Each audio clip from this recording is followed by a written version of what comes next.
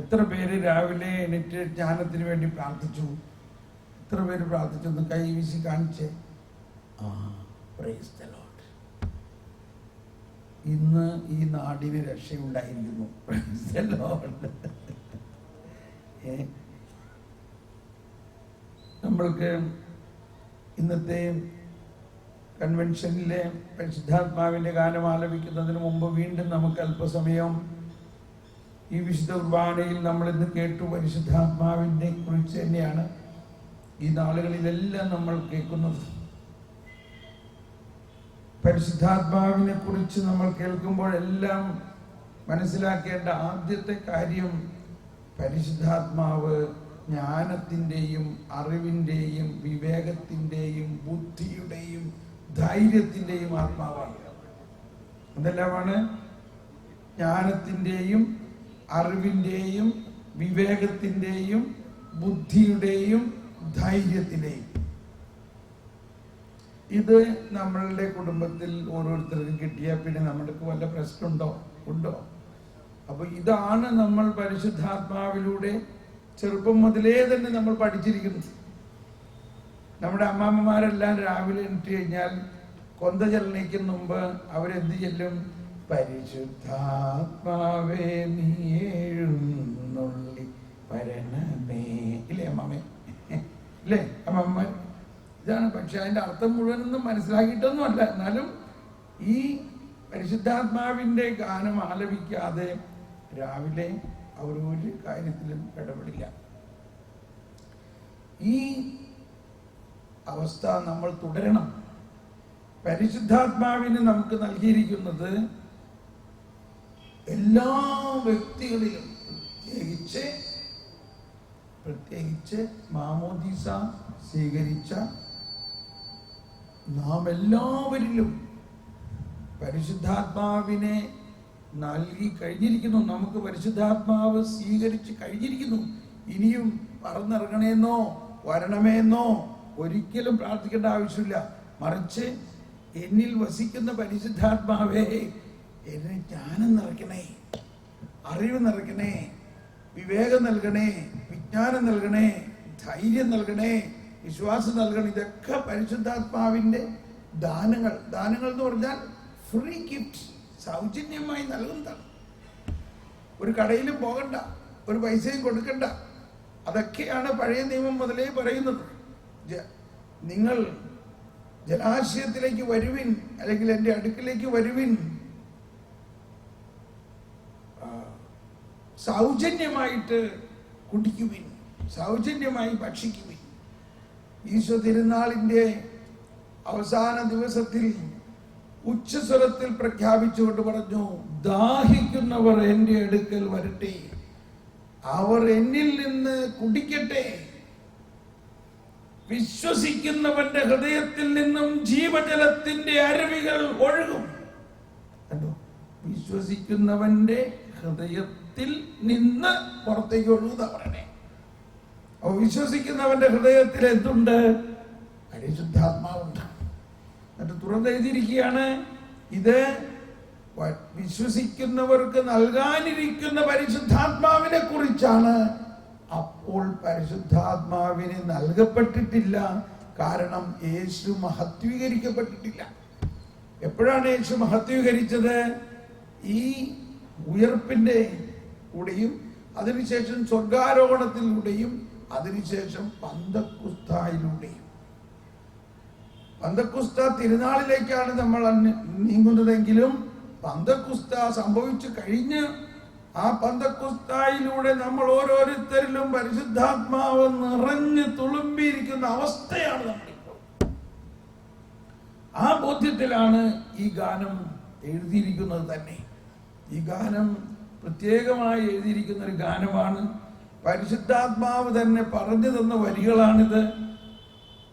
ആത്മാവേ, പരിശുദ്ധാത്മാവേ, എൻ ഹൃദയത്തിൽ വാഴുവാൻ. നമ്മുടെ ഹൃദയത്തിൽ വസിക്കുന്ന പരിശുദ്ധാത്മാവിനോടുള്ള ഒരു പ്രാർത്ഥനയാണിത്. നമുക്ക് എഴുന്നേറ്റ് നിന്നുകൊണ്ട് ഈ ഗാനം ആലപിക്കുമ്പോൾ പൂർണ്ണമായി മുൻകൂട്ടി വിശ്വസിക്കുക, പരിശുദ്ധാത്മാവ് എന്നിലുണ്ട്. ഒന്നിങ്ങനെ ഏറ്റുപറഞ്ഞ് പ്രാർത്ഥിക്കാം. എന്നിൽ വസിക്കുന്ന പരിശുദ്ധാത്മാവേ, ഞാൻ വിശ്വസിക്കുന്നു പരിശുദ്ധാത്മാവ് എന്നിൽ വസിക്കുന്നു.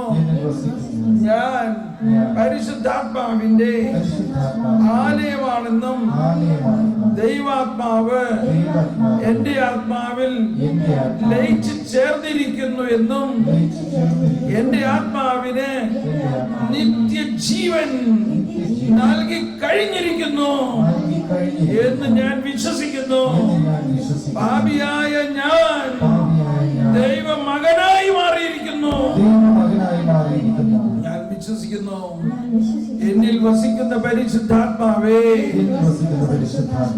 എന്നിൽ കത്തിപ്പടരണമേ, എന്റെ ആത്മാവിൽ കത്തിപ്പടരണമേ, എന്റെ മനസ്സിൽ പടരണമേ, എന്റെ ജീവിതത്തിൽ പടരണമേ, എന്നെ വിശുദ്ധീകരിക്കണമേ, എന്നെ ജ്ഞാനം കൊണ്ട് നിറയ്ക്കണമേ. ആത്മാവേ, പരിശുദ്ധാത്മാവേ, എന്നിൽ കത്തിപ്പടരണമേ.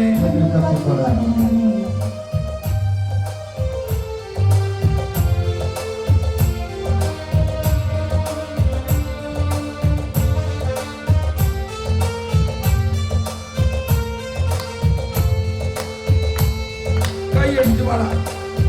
ആഗ്രഹത്തോടെ, ദാഹത്തോടെ, ശക്തിയോടെ, അധരം തുറന്ന്, ഹൃദയം തുറന്ന്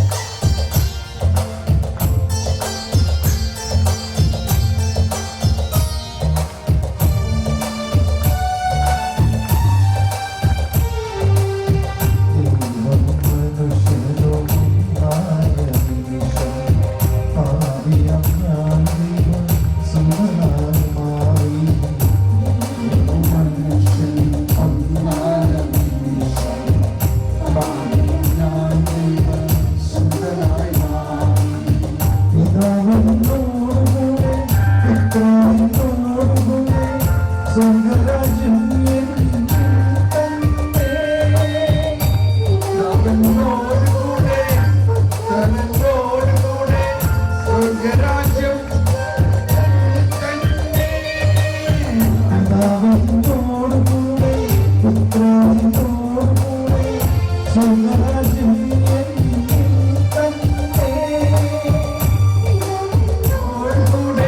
പുത്രനോടുകൂടെ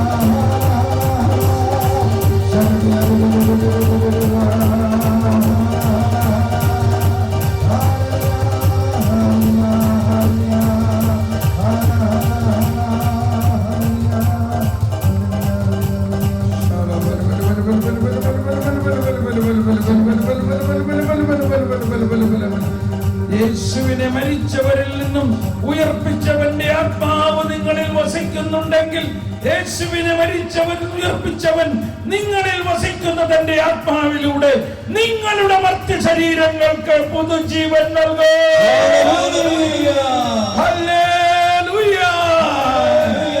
യേശുവിനെ ഉയർപ്പിച്ച അതേ ആത്മാവ് ഓരോ ക്രിസ്ത്യാനിയിലും വസിക്കുന്നു. യേശുവിനെ ഉയർപ്പിച്ച ആത്മാവാണ് നമ്മൾ ഓരോരുത്തരും. അതേ ആത്മാവ്, അതേ പ്രവൃത്തി നമ്മൾ ഓരോരുത്തരിലും ചെയ്തുകൊണ്ട് നമ്മളിലുള്ള എല്ലാ മർത്യതയെയും മാറ്റി അമർത്യമാക്കുന്നു. നമ്മളിലുള്ള എല്ലാ അശുദ്ധിയെയും അകറ്റി, നമ്മളിലുള്ള എല്ലാ പാപങ്ങളെയും പരിശുദ്ധാത്മാവ് അകറ്റി നമ്മളിലുള്ള വിശുദ്ധിയിലേക്ക് കൊണ്ടുവരുന്നു. സ്നേഹമുള്ളവരെ, ഇത് പരിശുദ്ധാത്മാവിന്റെ പ്രവർത്തനമാണ്, മനുഷ്യന്റെ പ്രവർത്തനമല്ല. നമ്മൾ ഓരോരുത്തരിലും പരിശുദ്ധാത്മാവിന് നൽകിയിരിക്കുന്നത് പരിശുദ്ധാത്മാവ് തന്നെ നമ്മളെ വിശുദ്ധീകരിച്ച്, ശക്തീകരിച്ച്, നീതീകരിച്ച്, മഹത്വീകരിക്കുന്നതിന് വേണ്ടിയാണ്. Praise the Lord, hallelujah.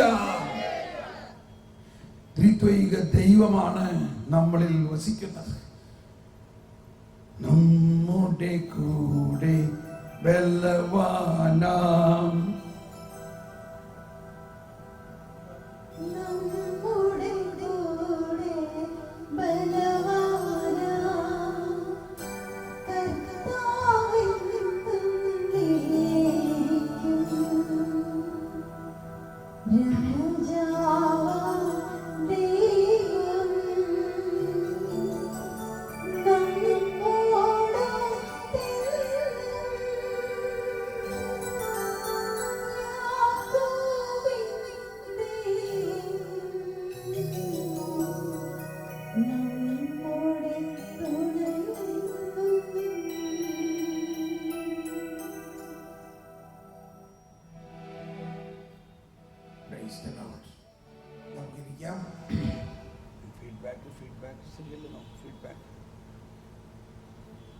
feedback 1 2 1 2. Okay.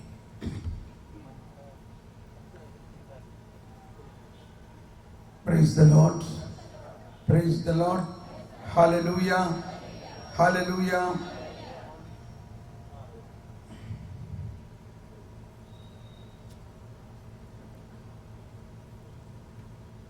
സ്നേഹമുള്ളവരെ, നമ്മുടെ ജീവിതത്തിൻ്റെ ലക്ഷ്യം എന്താണ്? പ്രധാനമായിട്ടും നമ്മൾ ഈ ദിവസങ്ങളിൽ കേട്ടു, ദൈവം നമ്മെ എന്തിനു സൃഷ്ടിച്ചു? ദൈവത്തിന് വേണ്ടി സൃഷ്ടിച്ചു എന്നെല്ലാവരും പറഞ്ഞേ. ദൈവം നമ്മെ എന്തിനു സൃഷ്ടിച്ചു? ദൈവം നമ്മെ ദൈവത്തിന് വേണ്ടി സൃഷ്ടിച്ചു. സൃഷ്ടിച്ചു കഴിഞ്ഞോ? ദൈവം നമ്മെ സൃഷ്ടിച്ചു കഴിഞ്ഞോ? കഴിഞ്ഞോ? ഇതാണ് നമുക്കുണ്ടാകേണ്ട ഒരറിവ്. ദൈവം നമ്മളെ സൃഷ്ടിച്ച് കഴിഞ്ഞിട്ടില്ല. കണ്ടോ, മുടിയൊക്കെ വളരണുണ്ടോ? ഇതാരാ ഈ മുടിയൊക്കെ വളർത്തുന്നത്? ശരീരം വളരുന്നുണ്ടോ? ആരാണ് ഈ വളർത്തുന്നത്? ദൈവം തന്നെയാ. അപ്പൊ നമ്മൾ മനസ്സിലാക്കേണ്ടത്, സൃഷ്ടി ദൈവം സൃഷ്ടിച്ചിട്ട് ആ സൃഷ്ടിയെ നീ ഇനി എന്ത് വേണമെങ്കിലും ചെയ്തോളാൻ പറഞ്ഞ അങ്ങ് വിടുകയല്ല ചെയ്യണം. ദൈവം നമ്മളെ സൃഷ്ടിച്ചതിന് ശേഷം അതിനെ ഞാൻ സൃഷ്ടിച്ചു, നിന്റെ ഇഷ്ടം, ഇത് എന്ത് വേണം ചെയ്തോ, അങ്ങനെ പറഞ്ഞിട്ടില്ല. സൃഷ്ടിച്ച ദൈവം ആ സൃഷ്ടിയെ തൻ്റെ കയ്യിൽ തന്നെ വെച്ചുകൊണ്ട് എന്തെല്ലാം വേണമോ അതെല്ലാം ഇങ്ങനെ നൽകുന്ന ഒരു പരിപാലനയാണ് സൃഷ്ടാവ് എന്ന് പറയുന്നത്. അതിനാണ് നമ്മൾ ദൈവപരിപാലന എന്ന് പറയുന്നത്. എന്ന് പറഞ്ഞ എല്ലാവരും എന്താണ് പറയുന്നത്? ദൈവപരിപാലന. ദൈവപരിപാലന എന്ന് പറഞ്ഞത്, സൃഷ്ടാവായ ദൈവം തന്നെ താൻ സൃഷ്ടിച്ച സർവത്തിനെയും അനുനിമിഷം പരിപാലിക്കുന്നു എന്നതാണ്. ഇപ്പോ എനിക്ക് ശ്വാസം നൽകുന്നതും ഇപ്പൊ എൻ്റെ അധരത്തിലൂടെ ഈ വചനം പറയുന്നതും ഇതെല്ലാം ദൈവത്തിന്റെ പരിപാലനയുടെ ഭാഗമാണ്. അപ്പൊ നമ്മൾ വിശ്വസിക്കേണ്ട ഒരു കാര്യം അതാണ്, ദൈവം സൃഷ്ടിച്ചുവെങ്കിൽ ദൈവം തന്നെ പരിപാലിക്കും. അപ്പൊ നമ്മൾ എന്ത് ചെയ്യണം? നമ്മൾ ആ ദൈവത്തിൽ ആശ്രയിക്കണം എന്ന് പറഞ്ഞ ആ വാക്ക്, നാം ദൈവത്തിൽ ആശ്രയിക്കണം. ആദ്യ പാപത്തിന്റെ പ്രധാനമായ ഒരു ഘടകം, അവർ ദൈവത്തിൽ ആശ്രയിച്ചില്ല. പിശാച് വന്ന് അവരോട് പറഞ്ഞു, നിങ്ങള് ഈ ഫലം ഭക്ഷിക്കുകയാണെങ്കിൽ ദൈവത്തെ പോലെയാകും.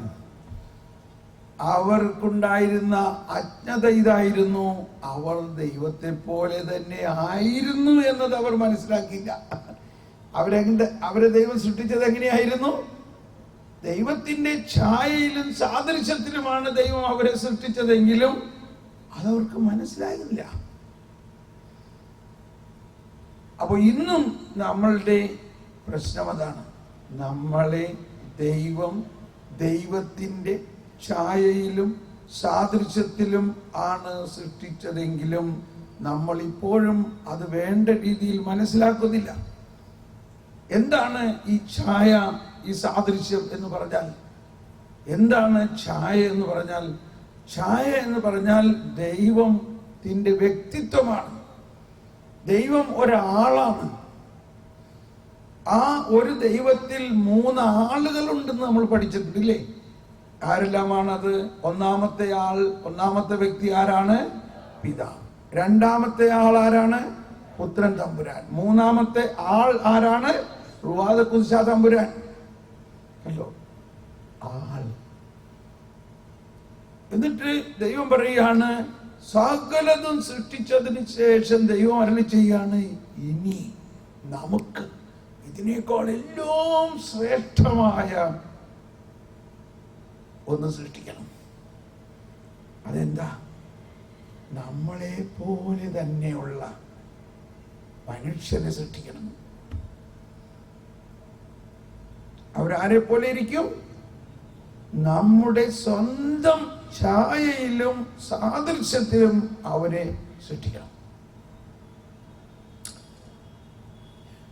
അപ്പൊ അത് നമുക്ക് കുറച്ചുകൂടി മനസ്സിലാവണമെന്നുണ്ടെങ്കിൽ ദൈവം സൃഷ്ടിച്ച മറ്റു സകലതിനെയും നോക്കുക. ഒരു പശു, ആ പശു ഒരു വ്യക്തിയാണോ? വ്യക്തിയല്ല. ഒരു ആന ദൈവം സൃഷ്ടിച്ച അത് വ്യക്തിയാണോ? അല്ല. ഈ മനോഹരമായ വൃക്ഷങ്ങൾ വ്യക്തിയാണോ? അല്ല. എന്തിന് സൂര്യനും ചന്ദ്രനും വ്യക്തിയാണോ? അല്ല. മറ്റൊരു സൃഷ്ടിക്കും ദൈവത്തിന്റെ വ്യക്തിത്വം കൊടുത്തിട്ടില്ല. നമ്മൾ സയൻസിലെല്ലാം പഠിക്കുന്നുണ്ട്, മനുഷ്യൻ കുരങ്ങിൽ നിന്നുണ്ടായ ഒരു എവല്യൂഷനാണ്. കുരങ്ങ് ഒരു വ്യക്തിയാണോ? വ്യക്തിയാണോ? അല്ല. അപ്പൊ വ്യക്തി അല്ലെങ്കിൽ പിന്നെ കുരങ്ങിൽ നിന്ന് വ്യക്തിയായിട്ടുള്ളൊരു മനുഷ്യൻ എങ്ങനെ ഉണ്ടാവും? കാര്യം. അപ്പൊ അടിസ്ഥാനപരമായി നമ്മൾ അറിയേണ്ട ഒരു കാര്യം ഇതാണ്: ദൈവം നമ്മളെ ദൈവത്തെ പോലെ തന്നെയുള്ള ഒരു വ്യക്തിയായി സൃഷ്ടിച്ചു എന്നുള്ളതാണ്. എന്താണ് സാദൃശ്യം എന്ന് പറയുന്നത്? ഇത് ഛായ. സാദൃശ്യം എന്ന് പറയുന്നത് ദൈവത്തിന്റെ സാദൃശ്യം എന്ന് പറയുന്നത് ദൈവം ആത്മാവാണ്, ദൈവം അനശ്വരനാണ്. അനശ്വരതയാണ് ദൈവത്തിന്റെ സാദൃശ്യം. അവിടുത്തെ സാദൃശ്യം അനശ്വരതയാണ്. ദൈവത്തിന്റെ ജീവൻ ഒരിക്കലും അവസാനിക്കുന്നില്ല. അനന്ത ജീവനാണ്, നിത്യജീവനാണ്. അതാണ് നിത്യജീവൻ.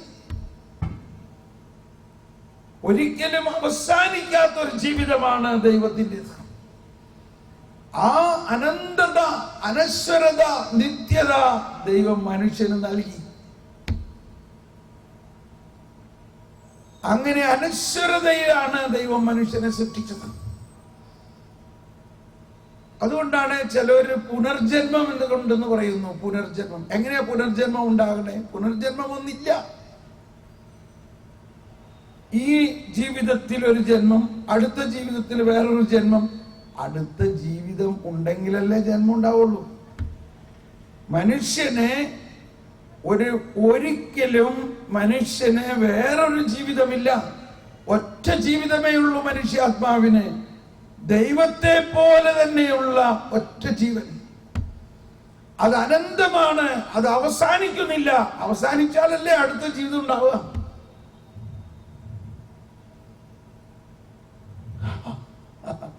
അപ്പൊ ഈ പുനർജന്മം എന്ന് പറയുന്നത് ഉണ്ടോ? ഇല്ല. സഭയുടെ പ്രബോധനത്തിൽ പഠിപ്പിക്കുകയാണ്.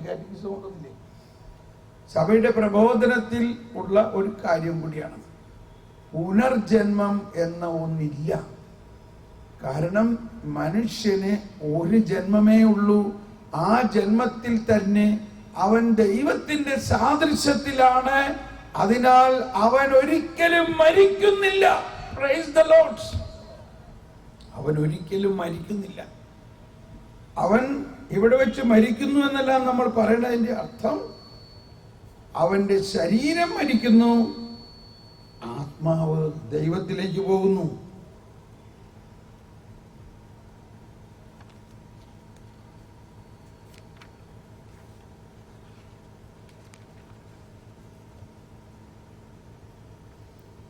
ആയിരത്തി 13 ഖണ്ഡികയിൽ പറയുകയാണ്, ഭൗമിക ജീവിതത്തിന്റെ ഒരേ ഒരു യാത്ര പൂർത്തിയായി കഴിയുമ്പോൾ നാം മറ്റ് ഭൗമിക ജീവിതത്തിലേക്ക് തിരിയുന്നില്ല.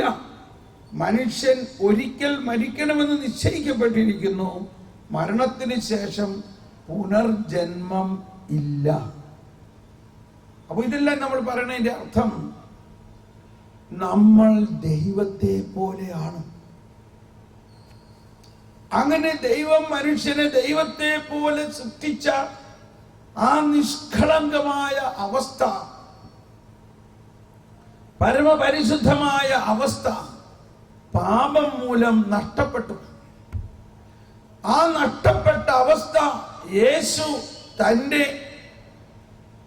മരണവും പുനരുത്ഥാനത്തിലൂടെയും വീണ്ടെടുത്തിരിക്കുന്നു. അപ്പോൾ നമ്മൾ വീണ്ടും അതിന് മുൻപുള്ള അതിനേക്കാൾ ശ്രേഷ്ഠമായ ഒരവസ്ഥയിലേക്ക് വന്നു കഴിഞ്ഞിരിക്കുന്നു. ഇതാണ് നമ്മുടെ വിശ്വാസം.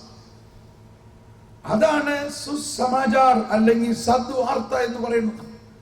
സദ്വാർത്ത എന്ന് പറയുന്നത് ഇതാണ്: നിന്റെ പാപം കടും ചുമപ്പാണെങ്കിലും ഞാൻ അവയെല്ലാം തൂവെള്ള പോലെ ആക്കും എന്ന യേശയ്യായിലെ ആ പ്രവചനം യേശുവിന്റെ വരവിലൂടെ പൂർണ്ണമായി സംഭവിച്ചു കഴിഞ്ഞിരിക്കുന്നു.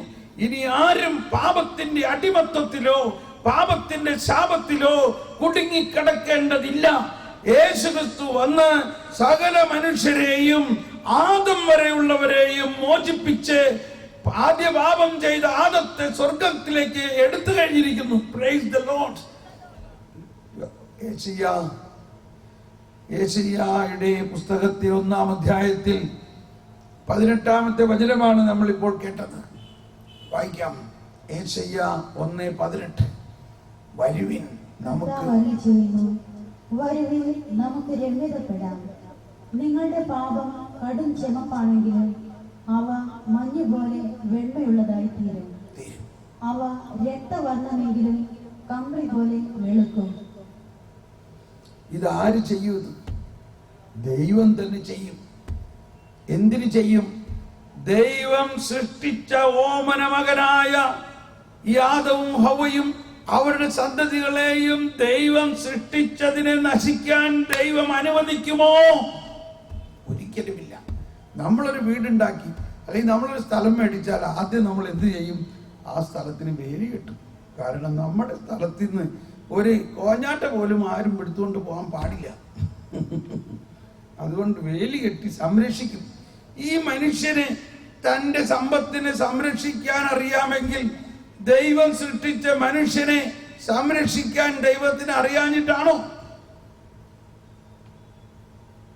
ഇതിനാണ് ജ്ഞാനം എന്ന് പറയുന്നത്. ദൈവം സൃഷ്ടിച്ചതിനെ ദൈവം സംരക്ഷിക്കുകയും ദൈവം മഹത്വീകരിക്കുകയും ചെയ്യും, മഹത്വപ്പെടുത്തും. നമ്മളെ മഹത്വത്തിലേക്ക് ദൈവം നയിക്കും. അതാണ് സ്വർഗാരോഹണ സമയത്ത് യേശു ശരീരത്തോടെ ഇങ്ങനെ ഉയർന്നു പോകുന്നത്. ദൈവത്തിന്റെ മഹത്വത്തിലേക്ക് ഉയരുകയാണ്. പറഞ്ഞു, നിങ്ങളെ ഞാൻ എൻ്റെ അടുത്തേക്ക് കൊണ്ടുപോകും. ഞാൻ പോയി ഒരു സ്ഥലമൊരുക്കി ഞാൻ വീണ്ടും വന്ന് നിങ്ങളെ ഞാൻ ആയിരിക്കുന്നിടത്തേക്ക് കൊണ്ടുപോകും. ഞാൻ ആയിരിക്കുന്നിടത്തേക്ക് എന്നത് പിതാവിൻ്റെയും പരിശുദ്ധാത്മാവിൻ്റെയും നടുക്കാണ് യേശു ആയിരിക്കുന്ന അവസ്ഥ. പിതാവിന്റെ വലതുഭാഗത്താണ് യേശു ആയിരിക്കുന്ന അവസ്ഥ. ആ അവസ്ഥാവിശേഷത്തിലേക്ക് ദൈവം നമ്മളെ കൊണ്ടുപോകും. നമ്മൾ കൺവെൻഷൻ വരുമ്പോഴും ധ്യാനം കൂടാനൊക്കെ പോകുമ്പോഴും നമ്മുടെ ചിന്ത മുഴുവനും നമ്മുടെ ഈ ദിവസങ്ങളിൽ കാര്യം നടന്നു പോകണം. രോഗം മാറണം, കടബാധ്യത മാറണം, കുടുംബത്തിലെ പ്രശ്നങ്ങൾ മാറണം, ജോലി കിട്ടണം. ഇതൊന്നും അല്ല നമ്മൾ പ്രാർത്ഥിക്കേണ്ടത്. അതെല്ലാം ഈശോ പറയുകയാണ്, അതെല്ലാം നിങ്ങളുടെ പിതാവിനറിയാം, ഇതൊക്കെ നിങ്ങൾക്ക് ആവശ്യമാണെന്ന്. അതിനേക്കാൾ വലിയ കാര്യങ്ങളാണ് നിങ്ങൾ പ്രാർത്ഥിക്കേണ്ടത്. അതെന്താ? ആദ്യം സ്വർഗരാജ്യത്തെ അന്വേഷിക്കുകയും സ്വർഗരാജ്യത്തിന്റെ നീതി എന്തെന്നറിയുവിൻ. അതാണ് മത്തായിയുടെ സുവിശേഷം 6-ാം അധ്യായം 33-ാമത്തെ വചനം. നമുക്കെല്ലാം ബൈഹാർട്ടാണ്. ആ വചനം ബൈഹാർട്ടാണ്. എന്താണ്? ആദ്യം നിങ്ങൾ അവിടുത്തെ രാജ്യവും അവിടുത്തെ നീതിയും അന്വേഷിക്കുവിൻ, അപ്പോൾ ബാക്കിയുള്ളവയെല്ലാം കൂട്ടിച്ചേർക്കപ്പെടും. എന്നാൽ എന്താണ് ഈ സ്വർഗരാജ്യം? എന്താണ് ഈ ദൈവനീതി? ഇത് എളുപ്പം മനസ്സിലാവുന്നൊരു കാര്യമല്ല. മനസ്സിലാകണമെങ്കിൽ കുറെ കൂടി ജ്ഞാനത്തിന് വേണ്ടി പ്രാർത്ഥിച്ചാലേ മനസ്സിലാകുള്ളൂ. ഞാനൊരു 25 വർഷമായിട്ട് ഇത് തന്നെ മനസ്സിലാക്കിക്കൊണ്ടിരിക്കുന്ന ആളാണ്. ഓരോ ദിവസവും പുതിയ പുതിയ ഉൾക്കാഴ്ചകളാണ് കണ്ടുള്ളത്. 25 വർഷമായിട്ട്.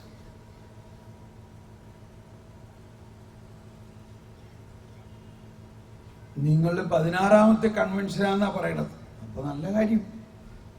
പക്ഷേ എന്ത് മനസ്സിലായി? എന്താണ് ദൈവനീതി എന്ന് പറയുന്നത്? എന്താണ് ദൈവരാജ്യം എന്ന് പറയുന്നത്? അപ്പോൾ ദൈവരാജ്യവും ദൈവനീതിയും അന്ന് വരെ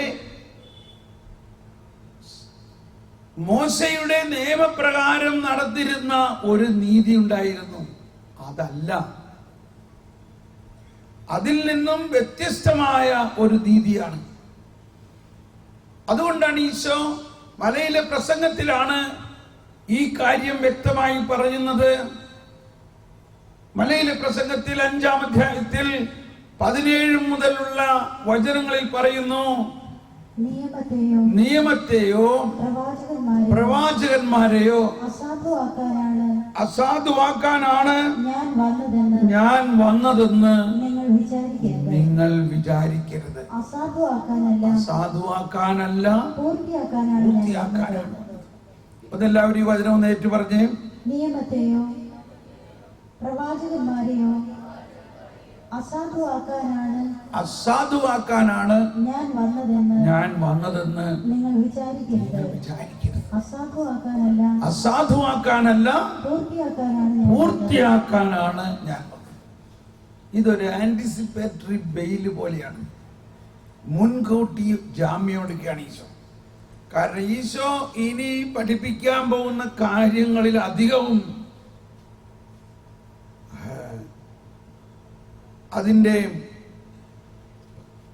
ആരംഭത്തിൽ നോക്കുമ്പോൾ ഈ ഫരിസേയർ അന്ന് വരെ വിശ്വസിച്ചിരുന്ന നീതിക്ക് വിപരീതമാണ്.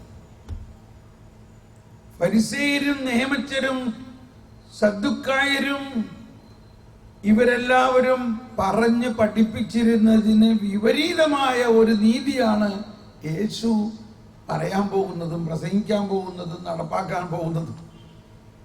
അത് കാണുമ്പോൾ പെട്ടെന്ന് മനസ്സിലാവുന്നത്, ഇവരെന്താണ് ഈ മോശയുടെ നിയമത്തിന് എതിരാണല്ലോ ഈ പറയണതെല്ലാം. അതുകൊണ്ടാണ് ഈശോ പറയുന്നത്, ഞാൻ ആ നിയമത്തെ റദ്ദാക്കാനല്ല വന്നിരിക്കുന്നത്, ആ നിയമത്തെ പൂർത്തീകരിക്കാനാണ്.